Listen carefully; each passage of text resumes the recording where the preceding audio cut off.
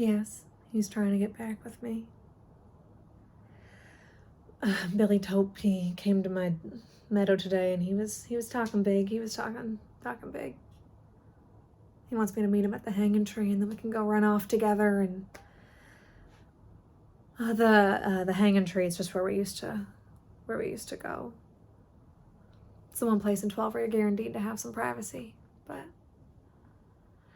yeah, but he wants us to go north. He thinks there are people up there, like free people, he thinks. And we're going to find them, and we're going to come back, we're going to get the others, and then, I don't know, and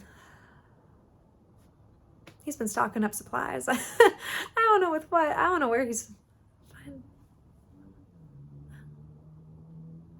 But it doesn't matter. It does not matter, because I can't trust him. And trust is important. It's important. Sometimes I think trust is more important than love. I mean, there are lots of things I love, but I don't trust, right? Like thunderstorms and white liquor, snakes.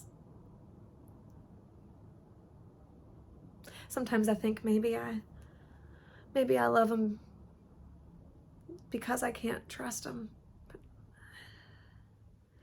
And how mixed up is that?